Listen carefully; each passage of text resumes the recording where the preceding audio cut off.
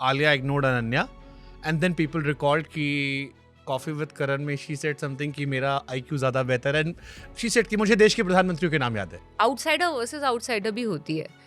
मेरा ये मानना है कि हम लोग आपस में एक दूसरे को ना ज़्यादा सपोर्ट नहीं करते, क्योंकि हम लोगों को इतनी आदत हो चुकी है हसल की कि बस कुछ भी करके कूनियां मार के अपनी जगह बना लें हम. तो जैसे कंगना और तापसी पन्नू की लड़ाई पूरी दुनिया में फेमस है. जी.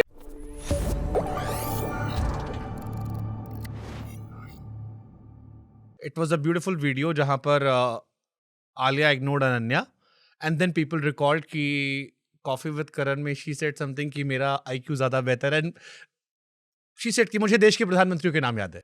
या मुझे ना ये तो मतलब again I will give the benefit of doubt of humour there, sorry but I tell you ये प्रॉब्लम हम ये वाली नहीं exactly, but outsider versus outsider भी होती है.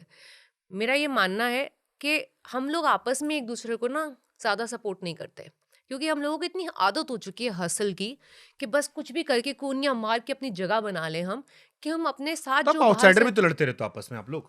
तो वही तो मैं कह रही हूँ कि आउटसाइडर्स भी आउटसाइडर्स को सपोर्ट नहीं करते इतना. अगर हम बात सारे एक ही बोल रहे हैं कि हम लोगों के पास इतनी पावर नहीं है, बैकिंग नहीं है, बट ऐसा सबसे ज्यादा आप लोग आपस में लड़ते हो. जैसे कंगना और तापसी पन्नू की लड़ाई पूरी दुनिया में फेमस है. जी पता नहीं मैंने कब लड़ाई करी. मेरी लड़ाई तो तब होती है जब दो लोग भिड़े.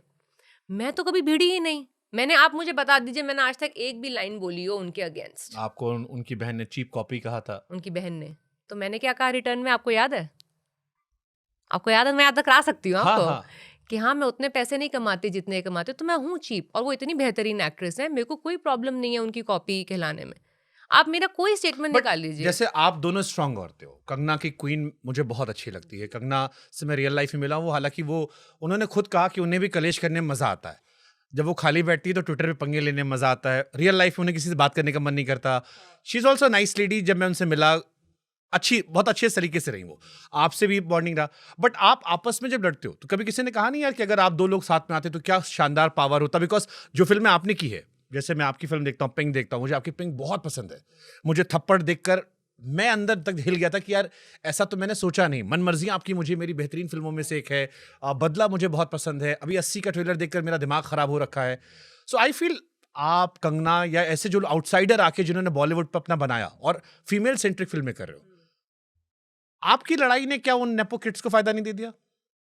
I don't know about them, but किसी ना किसी को तो जरूर कुछ ना कुछ फायदा हुआ होगा. बिकॉज मुझे नहीं लगता, ये ऑब्वियसली वैसे मैंने कहा मेरी तरफ से तो कोई लड़ाई है नहीं, बट मुझे ये जरूर लगता है कि किसी ने कुछ जाके वहाँ पे ज़रूर ऐसा बोल दिया है जो नहीं चाहता है कि हम साथ में आए, क्योंकि ये एंटिसिपेटेड रहा होगा कि अगर साथ में आए तो हो सकता है कि बहुत ज़बरदस्त कुछ हो. एक शरारत करूं मैं?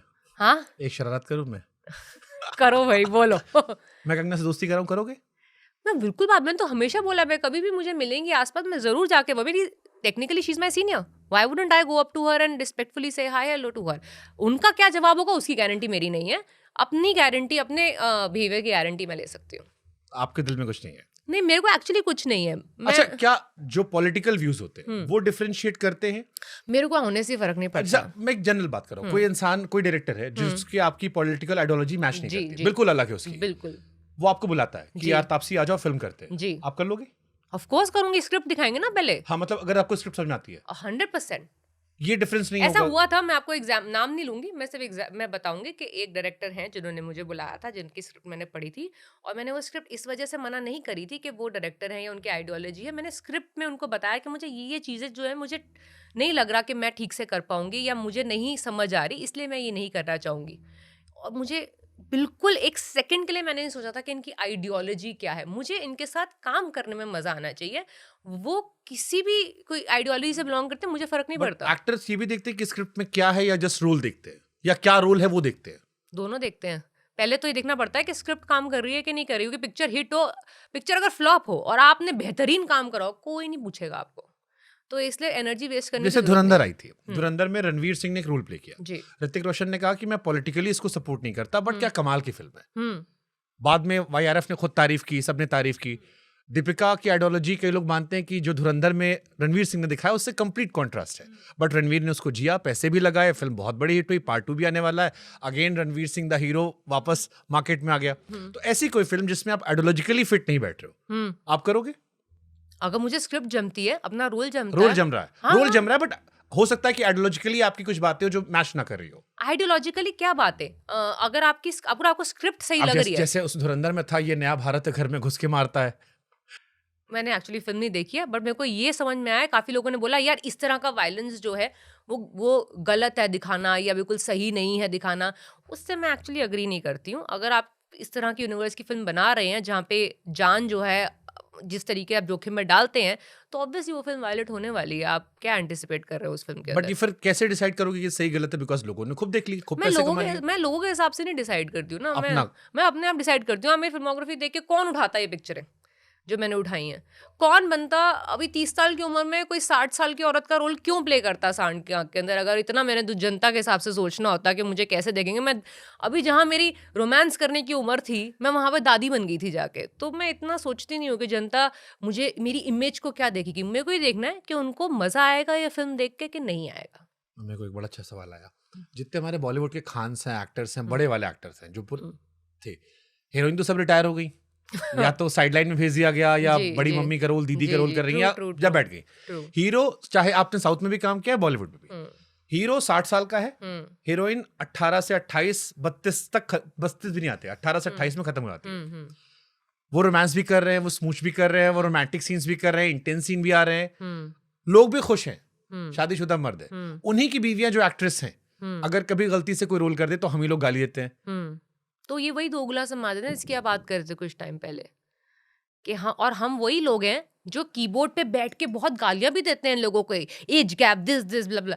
बट अगर फ़िल्म आती है ऐसी औरत की जो उस सेम एज की हीरोइन थी, आप वो तो देख ही नहीं रहे हैं, आप उसको बराबर की फ़िल्म तक नहीं मान रहे हैं, उसको बराबर का मौका नहीं देते, बराबर की स्क्रीन्स नहीं मिलती, बराबर के शोज़ नहीं मिलते, तो फिर आप तो शादीशुदा मेल एक्टर इंटेंस सीन करे तो लोग शिकायत नहीं करते, शादीशुदा फीमेल औरत अगर हुँ, इंटेंस सीन करे हुँ। तो लोग कहते हैं कैसी औरत है, शादी क्यों की? ये होता है। ये तो स्टार्टिंग में मुझे अपने करियर के बोल दिया गया था एक बहुत बड़े डायरेक्टर ने, देखो 2 चीज़ें हैं, एक तो कभी वैम्प का रोल मत करना, नहीं तो उसके बाद हीरोइन नहीं कहलाओगी, और दूसरा कभी अफेयर मत करना इंडस्ट्री में, किसी को पता नहीं चलना चाहिए अगर तुम्हारा अफेयर है भी, क्योंकि अगर एक बारी भाभी की नज़र से देखा किसी ने, उसके बाद they will not be able to imagine you like the मेरे को हीरोइन। एक हीरोइन याद आ गई जिसको हम लोग भी भाभी कहते हैं, मेरे बड़े फेवरेट एक्टर है वो। हाँ, तो वो उन्होंने कहा ये आपकी इमेज भाभी वाली हो जाएगी कि अब भैया की बीवी, अब तो हम इसको उस नज़र से कैसे देख सकते हैं? मतलब कि आप सारी हीरोइनों को जब तक उस नज़र से नहीं देखेंगे तब तक वो आपके लिए हीरोइन है ही नहीं। अब आपकी फिल्मोग्राफी पे आते हैं, मुझे आपकी फिल्में बहुत पसंद है by the way, thank you. Specially जो ये आपने समाज को लेकर फिल्में शुरू की हैं, क्योंकि वो फिल्म खत्म होने के बाद मेरे जहन में कुछ रहता है, और एक इंसान के तौर पर मैंने वहां सोचना शुरू किया, जी। एक बेहतर इंसान खुद को बनना भी सीखा, हुँ, जिसको मैं नॉर्मल मारा था, जैसे पिंक आई थी, जी, सो नो मीन्स नो। जी। ये बहुत मेरे दिल के करीब आया, क्योंकि हम ये मानते थे कि कई बार औरत की नाम में भी हाँ हाँ, है, वो तो नखरा है, हाँ, या कई बार किसी औरत ने शोर मचाया, अरे हुँ, प्यार से भी कह सकती थी, हंस के भी, हाँ, इतना तमाशा करने की जरूरत क्या थी? हुँ। पिंक कहाँ स्टैंड करती है आपकी लाइफ में? और किसी ने कहा कि इतनी अर्निंग की क्या जरूरत थी यार, तुमने तो अलग ही एक क्रांति कर दी। अरे ये तो पिंक तो वो पिक्चर है that put me on the map जिसको बोलते हैं ना, कि इसके बाद मेरी रेलेवेंस होनी शुरू हुई इंडस्ट्री में पिंक की वजह से। द पिंक गर्ल चलते फिरते मेरे को सुनाई देता था, ये दैट पिंक गर्ल, तो मेरी आइडेंटिटी इस इंडस्ट्री में एस्टैब्लिश करने का जो क्रेडिट है वो पिंक को जाता है। चीप कॉपी से हाई कॉपी आप पिंक से बन गए। I don't know, I think उसके बाद ही चीप कॉपी बनी हूँ मैं। उसके बाद उसके बाद ही तो बनी हूँ चीप इसमें तो कॉपी। बच्चन साहब थे, आप थे, कमाल ही काल के। नहीं, अब वो उसका उसका चीप कॉपी वाले स्टेटमेंट से कोई लेना देना नहीं होता। बट जैसे कहते हैं संस्कार बनाम बिगड़ी हुई लड़कियों को लेकर, कि समझदार लड़की वो है जो झुक जाए। आमतौर पर माँ बाप भी कहते हैं हम्म। कलेश करने वाले लोग समझदार संस्कारी ही नहीं होते। ये घर में समझाना इजी था जो आपने पोर्ट्रे किया? कभी ऐसा हुआ कि जो फिल्म आपने की, पिंक या थप्पड़ जैसी फिल्म, हम्म। उसको घर में भी एक्सेप्टेंस कराने मुश्किल हुआ? मैं कोशिश नहीं करी एक्सेप्टेंस कराने की। या आपने किसी ने फोन किया? नहीं, मैंने सुना मेरे रिलेटिव्स से कुछ, एक थप्पड़ ही तो था, फिर घर तोड़ दिया। घर तोड़ दिया, बच्चा होने वाला था, हम्म। वापस जाना चाहिए था। मैंने कहा अच्छा, फिर वो बच्चा बड़ होके भी यही करता, वो भी अपनी बीवी को थप्पड़ मारता, या लड़की होती वही थप्पड़ खाती रहती। आपके लिए 10 थप्पड़ खराब होंगे, मेरे लिए एक था, आप ये मान के पिक्चर देख लीजिए। तो ये मैंने औरतों को सुनते हुए देखा है। मेरे कुछ 1-2 जान-पहचान वालों ने फ़ोन कर, very good performance ma'am. But you know that one slap ना वाज़ लिटिल लाइक, मैंने कहा आपके लिए आपकी मर्यादा एक से ज़्यादा की होगी, मेरी एक की थी। हो सकता है ऐसी औरतें जिनके लिए एक हो ना सिर्फ़। तो वो गलत हो गई, आप ठीक हो, ये किसने कहा? मतलब ये मैंने बहुत सुना कि केस लड़ा, सब कुछ लड़ा, but everybody was like last में माफ कर देना चाहिए था, बट उसे माफ नहीं करती वो।